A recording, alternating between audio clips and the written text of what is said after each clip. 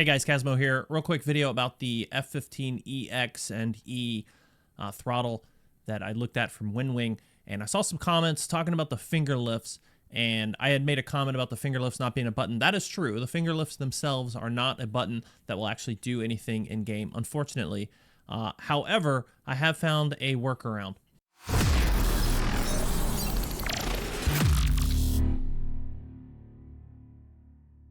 If you look at the Sim App Pro software, which you can find on the WinWing website, this will help you set up your controls for your throttle.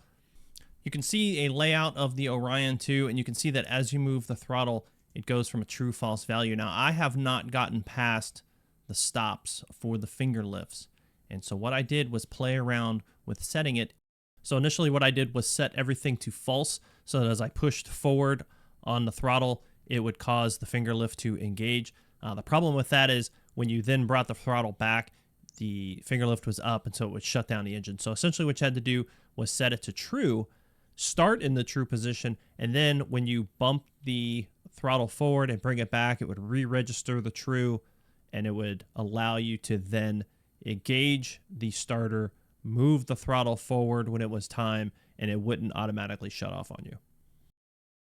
All right, guys, so we're in the cockpit. We've got the screen up. You can see what's going on with the throttle. I've got the jet fuel starter going.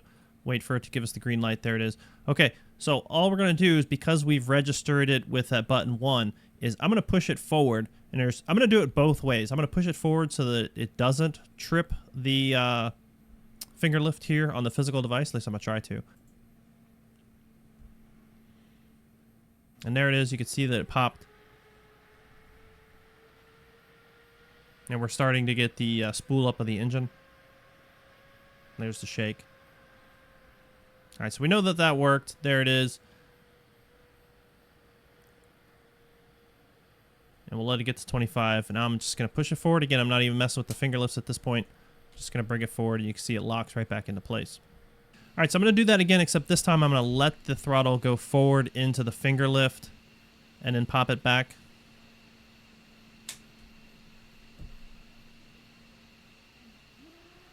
Okay, so once again, we're sort of opposite. I know it's maybe a little bit confusing. It's confusing for me to try to relate. But the bringing it back and touching the back is what's lifting the finger lift in game. Okay, so it doesn't matter. I could drag it all the way forward. It's until it hits and registers that all the way back, that's what's going to execute the finger lift.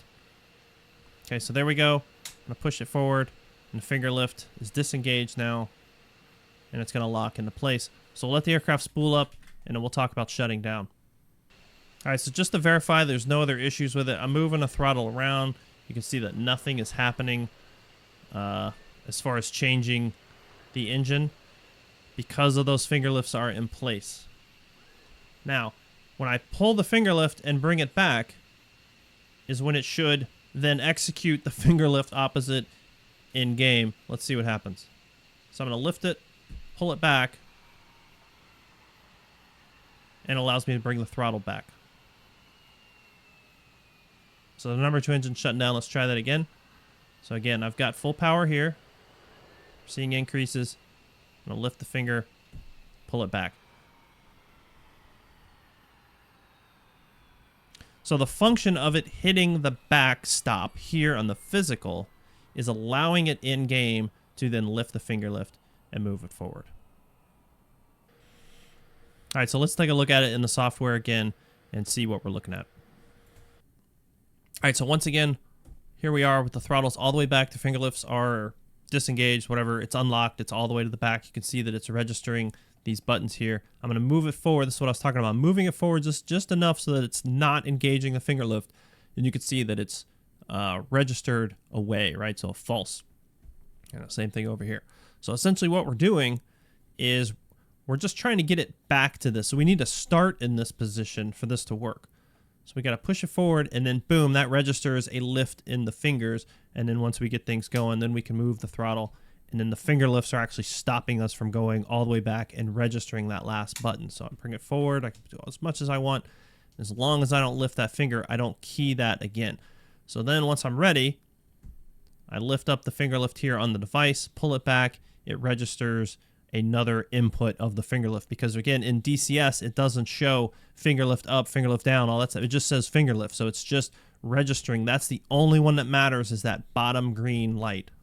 Okay, so that's all I wanted to share with you guys. Just let you know something I kind of played around with and figured out. Hopefully this is helpful. Hopefully this helps you decide on what you want to do as far as purchasing, or if you know, maybe you had buyer's remorse because the finger lifts didn't work the way that they're not a switch. So if you're looking for that, that would be great if they were. They're not. Sorry to say it.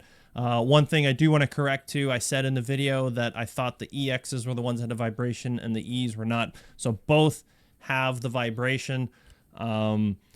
I've been playing with it a lot. I played with it last night some, doing some running around through canyons and dogfighting. It is cool. The vibration is there. It's kind of neat. But anyway, it does work. I just want to make sure that, you know, I was clear about that. So anyway, thanks for watching. We'll see you.